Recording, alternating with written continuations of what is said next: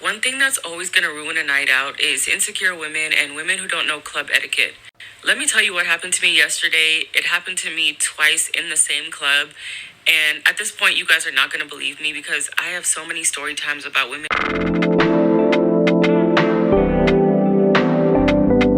just treating me terribly when I go out. But let me tell you about it. So yesterday I went to Off the Record in Houston, and if you know, you know, but Off the Record is very, very packed at all times. Like the line is crazy. It's always shoulder to shoulder. It takes forever to get in. So once you get inside, it's a lot of like, excuse me. You gotta like kind of, maneuver your way through to get anywhere. So the bar is super packed and I wanted to order a drink. So I'm kind of scanning the room to see like where I can squeeze my way in. And I see a couple, it was a group of 4 people. And it was a guy and a girl and a guy and a girl. And I saw that they all had full drinks in their hands and they're just dancing, but they're standing right at the bar. Like their butts are like, their backs are to the bar. So they're like facing the crowd, but they're like taking up bar space.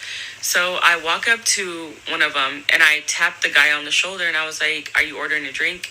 And he was like, "No, we good." I was like, "Okay, can I like get in here?" And he was like, "Yeah, you're good."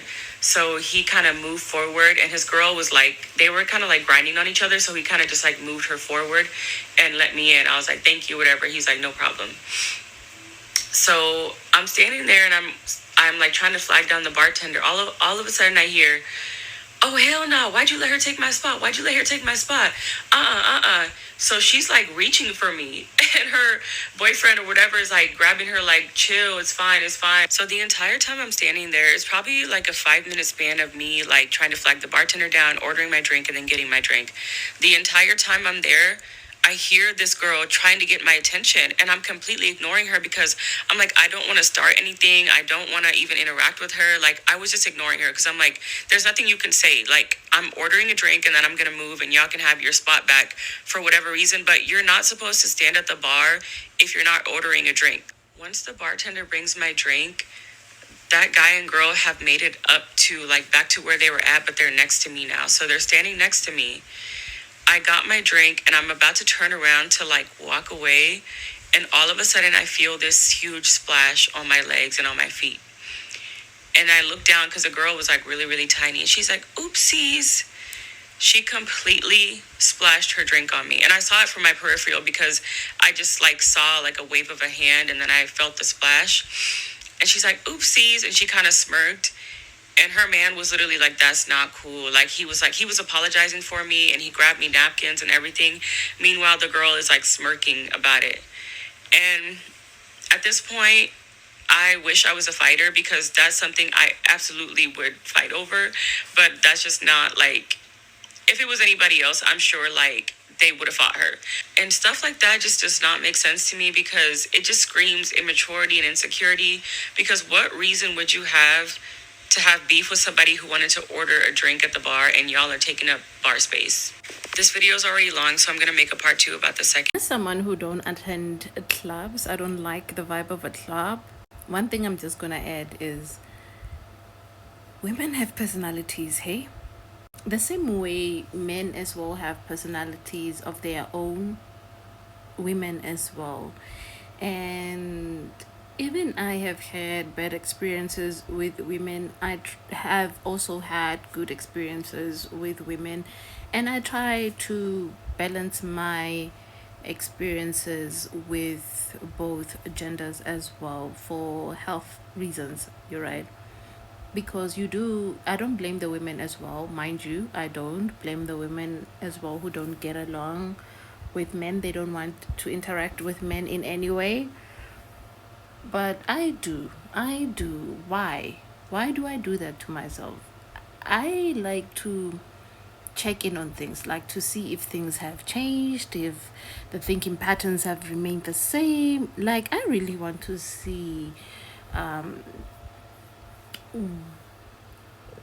basically the standard of the society with men and how they think. Like, I would go in a group of men with their way of thinking and see how they are right now, just for that sake. Even women, like, I just sometimes as well, like, the out of conversation, out of touch, but I just want to add this, that it's like even with the feminists in South Africa, I meet them online oftentimes.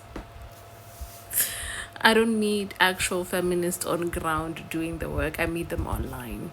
And I question things. Like I question like, are you actually a feminist? Like really, really a feminist?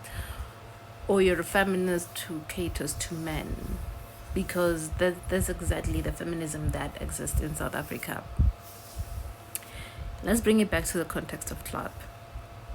As someone who don't go to clubbing, right? I avoid club culture. I avoid a lot of things. I avoid just packed spaces. I don't like parks. I don't like beaches. Well, beaches like beach party, not like beach. But I don't like crowded spaces. I guess this is why living on a farm like this does this to you in a way, because you are kind of like isolated in a way, in a good way. So for me, my experiences with women have always been a mixture of both. Like I said, like we need to accept that women have personalities, and they're going to just be women in J, women who who get things and then who don't.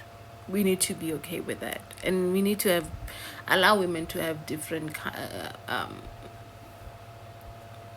personalities as well, you see. um yeah, that's all basically. I feel like I didn't want to add the second part of her story because I felt that it wasn't necessary. I felt that she said whatever she needed to say in the first video, and I don't want to also invalidate her feelings. She has every right to feel the way that she feels about her experience. I'm not even tone policing her at that moment. I'm just saying that as women, we also need to be aware that just as men have personalities of their own, you don't come across the same men. You, even though they may have a common universal language, but they're different. They don't have similar interests, so it's just something, man, like really something else.